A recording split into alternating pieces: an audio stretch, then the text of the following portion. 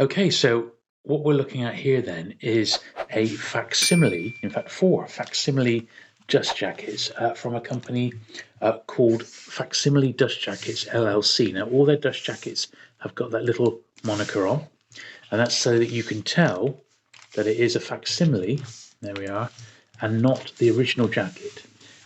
This is obviously to avoid someone potentially picking a book up and thinking, oh, got this beautiful original jacket. And in actual fact, it's just a copy.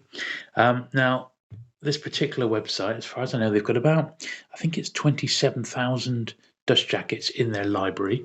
There's a couple that they haven't got rather, that I would like. So I've got Robert Graves's I, Claudius and Claudius the God in the first British editions from the 1930s, but unfortunately those jackets are so scarce, they've not had the opportunity to go into someone's collection and scan them up. But thankfully these 4 books, which I've had for a while, which don't have jackets but they are first editions, I'm now able to get them looking fantastic on the shelf. So this is exactly how they turn up, and you'll see they're in these like plastic sleeves which are white backed here. So as you know, if you've been watching my channel, I do like to put my dust wrappers in like archival miler protection.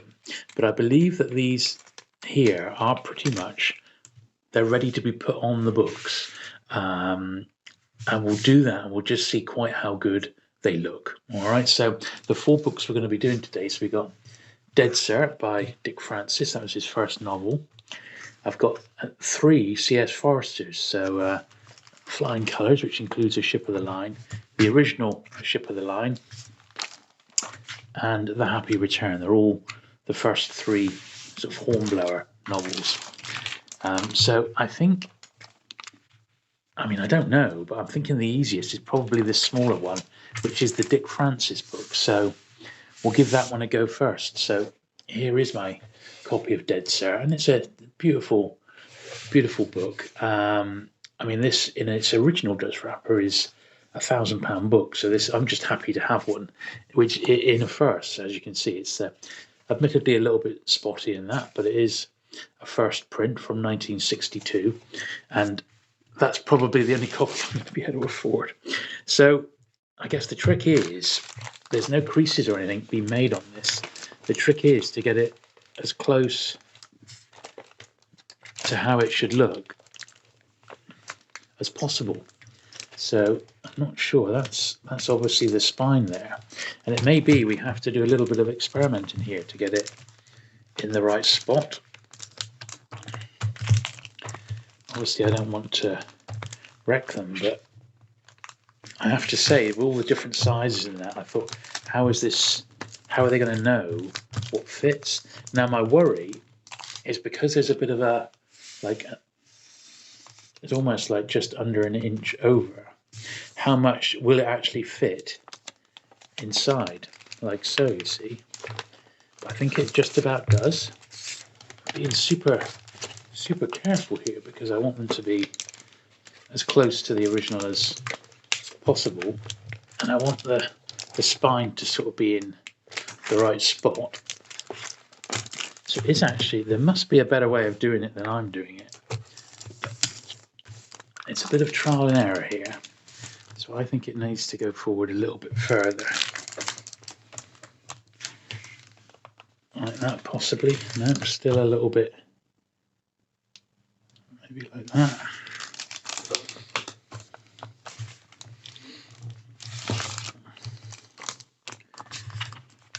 Okay, so if that's the case, I'm just leaving it there and I'm folding this bit over a little bit further. It's actually a bit trickier than I thought it was going to be. But it's a little bit of trial and error here, just trying to get the spine as good as possible.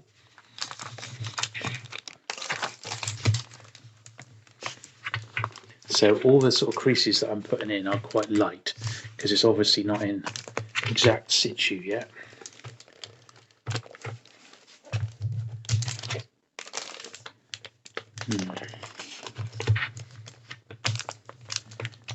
It's quite tricky. There we are. I think that's about it. Just taking a little bit of tease in and making sure it is just quite right. I still think it could come over a tiny bit further.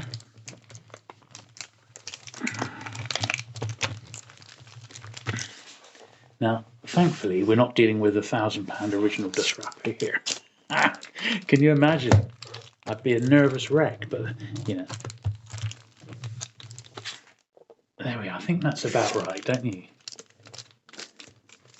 So, if that's okay, I'm going to try and put the bottom flap underneath here. Because even once these are in, they're then going to need a little bit of extra time to sort of bed in, as it were.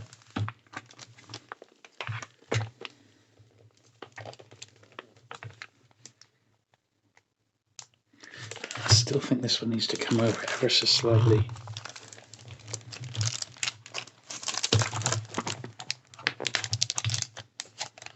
It's a tricky process, much harder than it looks to get it just right.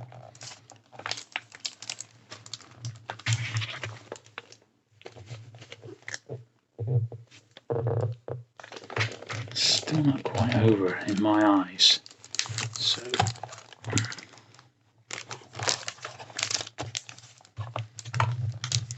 once you've got the first sort of crease in place properly, the rest of it will just fit. Let's see how that looks.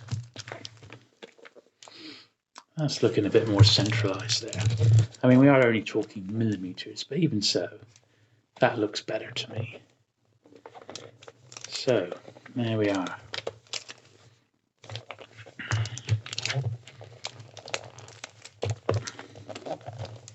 What do you think? Now I'm going to leave these, once I've done them, I'm going to leave them pressed with a nice big pile of other books on and leave them like that for a couple of weeks till the creases have really taken hold and all the air has been blown out of them. Then they should be looking great and they'll be ready to go on the shelf. So I think that actually has come up really quite nicely. I think that's about as good as we're going to be able to get that one. I'm just not sure whether this one here should be just a little bit further out than what it is. But where I was worried was the fact that you're going to get it in and then it's a bit stuck. Now, one thing I have noticed there is a little bit of pencil mark there. So I'm going to grab my rubber. Since I'm here, this is a bit that's missed quality control here.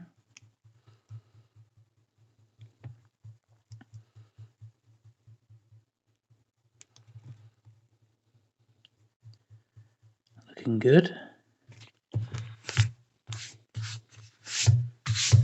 There we are. Right, so it takes a bit of wrestling, but it certainly does the job, doesn't it? It really does. There we are. I've actually got a nice signed first day cover that I'm going to put with this one. So it'll be a signed copy of his first book, and that's great. I'm pleased with that now that it's been put on, but it did take a bit of wrestling. So what should we do next then? Should we try this? This is the thickest one, the biggest one. This is Flying Colours. So I've been a huge fan of Hornblower for many years. Let me just move the camera back a bit. For many years, and it was always one of my collecting goals to get a copy of all his books in first edition.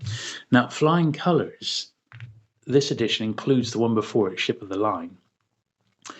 And the actual first edition of Flying Colours on its own comes out, I believe, like a month or two after this sort of omnibus edition. So the actual true first printing of Flying Colours is in this like 2-volume edition.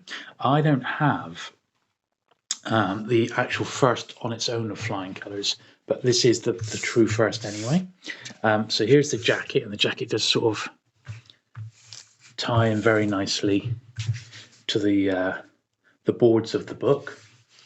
And once again, it's got right down the bottom there a little facsimile dust jacket, 8 and 6, Michael Joseph. In fact, all of these are Michael Joseph.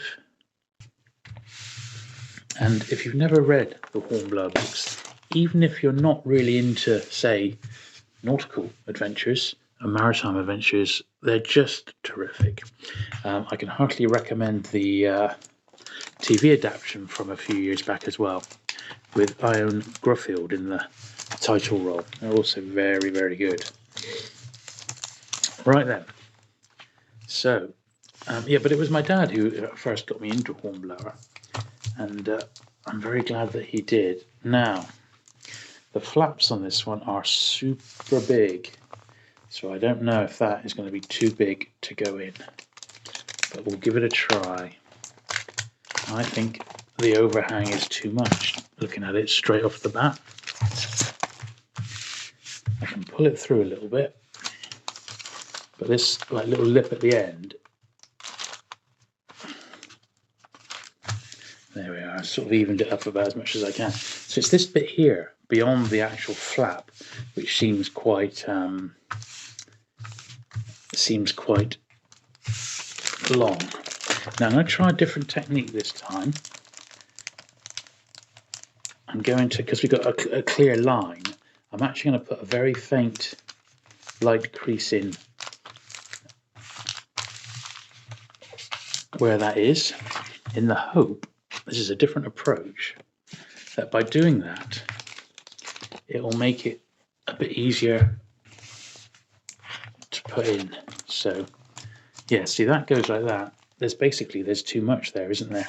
So what I'm going to do, I've got another idea. I think I'm going to need to trim them down. It's as simple as that. So let me go and grab my scissors. Okay, so I've gone and got my trusty scissors. And on both ends, I'm going to need to do a cut to make it a bit more, so there isn't so much there. Now, I need to go in quite a bit as well. And it's simply because the dust wrapper flap on the original book, which they've accurately reproduced, is so large, much larger than a normal dust wrapper flap, which is about half the cover width.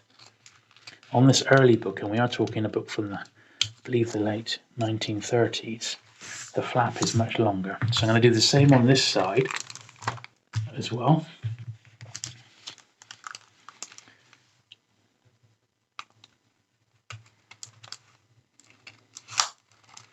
And I'm hoping that this will mean that I won't need to cut any more off, because I don't particularly want to put these in new Mylar sleeves if they're already wrapped, which these are.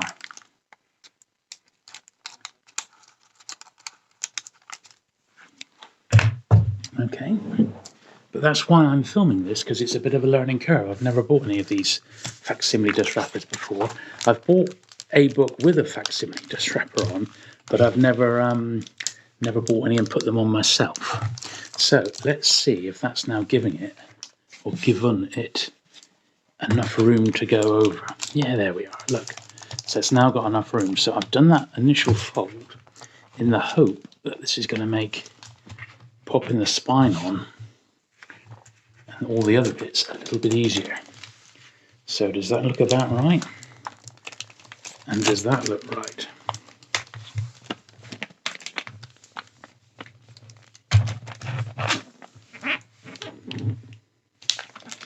Not bad, eh? So let's just go back a bit. We'll assume that that is okay for now, because this obviously needs to be nice and tight. So pulling that taut, there's a tiny little bit over to the cover, but that is pretty much, I think that's correct. I think that's correct. So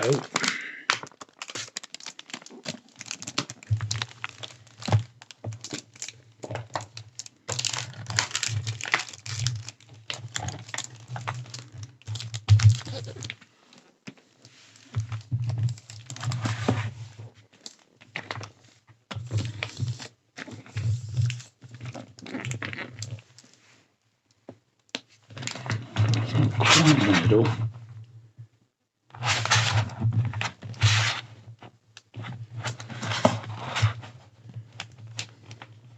And by the look of it, this bit needs to go one more little sort of millimetre or so over, I think.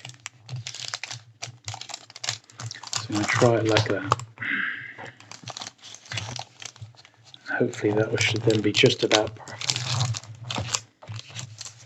That's why I only did a very light crease on the other edge there at the start, because I think this is going to be more accurate, this sort of second stab at it.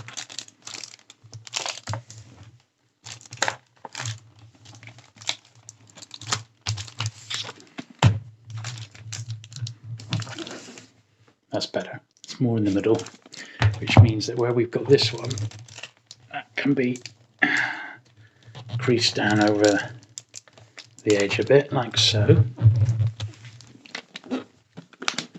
Now I have got a couple of other books in my collection that they have got in stock, and that's a couple of PG Woodhouses. So I'm going to get their first edition Woodhouses, and I think they will look great in their 1920s Dustwrapper sleeves. So I'm going to get those next time done. But that's come out all right, hasn't it? That looks really good. It just takes a little bit of fiddliness to get it spot on and get that title right in the middle there. So let's pop that over there, and that's the first two done. Now once again I'm just going to pause there and give a slightly different camera angle. So I'm doing it from this angle now to give you perhaps a better view of what I'm doing. But that's the first two, and I think they look really great. So 2 more to go. So we do a ship of the line here.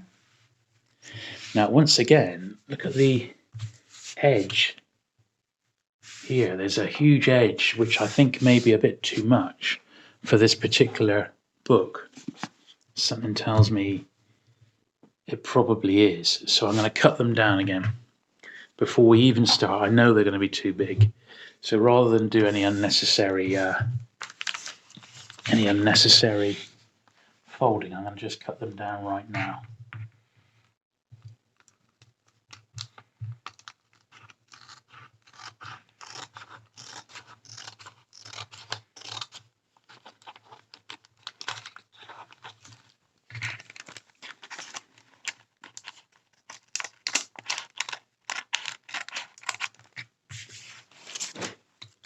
And obviously you're not going to see any of these because it's going to be folded over.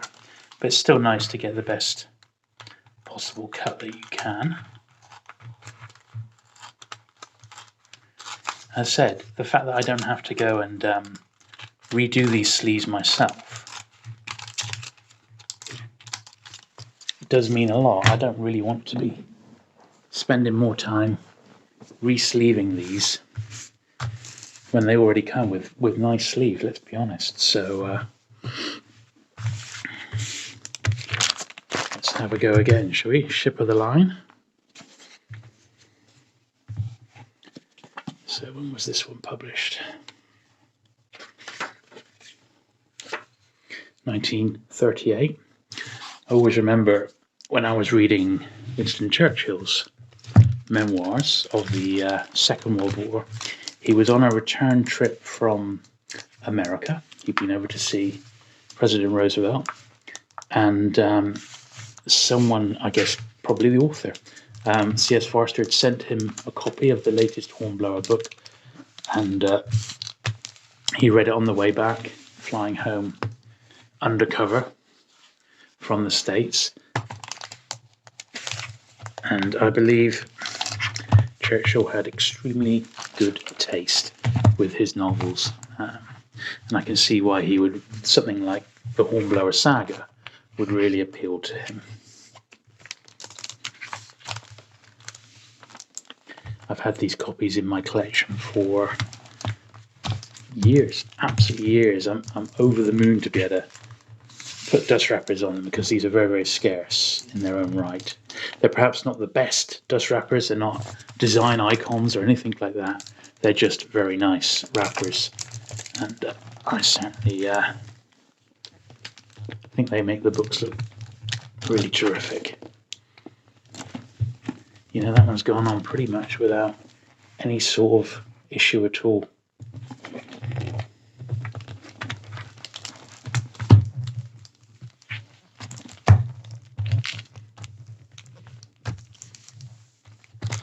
Obviously they do sort of trap the air, don't they? But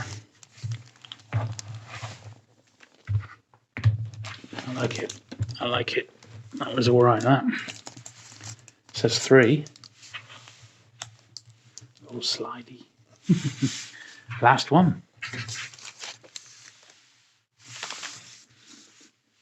Here we are. A happy return. Got a more traditional jacket on this one.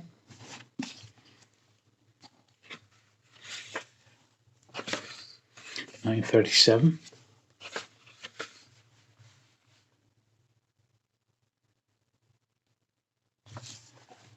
Just love the Hornblower books, they're great.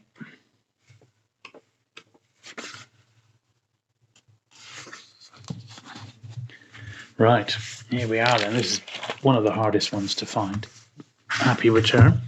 So, yeah, I think once again we're going to need to just trim the edges ever so slightly on this one. So let's get that done first before we make any further headway. And in fact, I'm going to do it this way round because this side's got the double sort of fold at the top. So.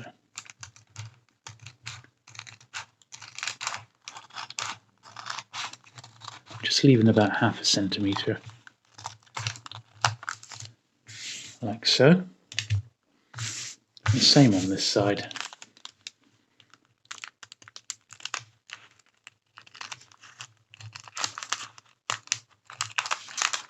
And I have to say the books look even better now that they're on. I mean, I was a little bit unsure, I have to say, about putting a facsimile dust wrapper on, but I mean, it opens the world up to collecting first editions.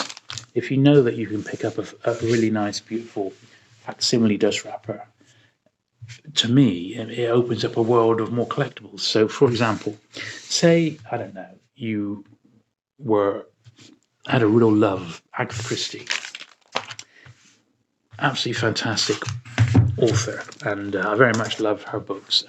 I don't think I could ever start collecting her because there's A, so many in hardback, and B, I've got them all anyway in various Pan and Penguin editions in paperback, and Collins firsts. Her original Collins Crime Club novels are actually fantastic. I mean, they really are beautiful hardbacks, beautiful. And they have been reprinted in facsimile form, but not size facsimile, but actual dust wrappers facsimile form, as a part work in the UK, admittedly a few years ago now, but copies do still turn up on eBay and places like that. But her early books are a lot of money. I mean, you're talking thousands. So if, for example, you could track down a copy of one of her early books, you now have the knowledge that you'll be able to get the dust wrapper for it without too much hardship. Pop it in one of these and it'll look, you have a first edition on your shelf, which looks absolutely lovely. And that, I think there's a lot to be said for that. I would almost be tempted, if I could get the first 2 or 3 James Bonds in first edition without dust wrapper, I'd be tempted to pick up the rest of them in the proper first, because they're all out there. You just got to be patient. It's a bit like the Dick Francis, where his first book, that one dead cert there, in a really nice wrapper, you are talking over £1,000 for an original copy in a dust wrapper. But that particular hardback, without a dust wrapper, only costs 50 quid. And then you pay a tenner for the really nice facsimile sleeve. And I paid 60 quid for basically something that looks just as good on the shelf as an original first edition, in my eyes. There we are, look at that. Oh, I think we got the hang of it come the end, don't you? Yeah, I think we have got the hang of it there. So,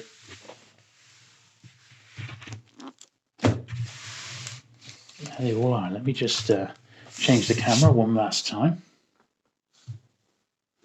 So that's the 4, and you can see they're springy with air, and that's fine because I'm going to put some weight on that, put some big books on that, leave it for about 2 weeks until all the air has come out, and then I shall put them on the shelf. But I'm hoping they will actually stand up on their spines so we can have a really nice look at them spine on there.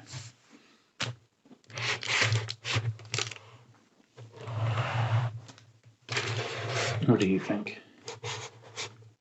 Worth doing?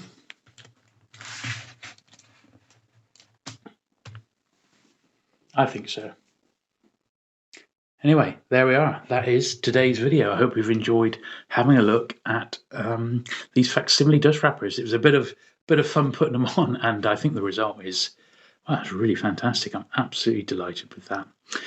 If you have enjoyed today's video, do please give it a thumbs up. Do please consider subscribing for regular vintage book paperback content. There's loads on the channel already, and there's lots more to come. Thank you for watching today's video, and I shall look forward to seeing you again very soon. Bye.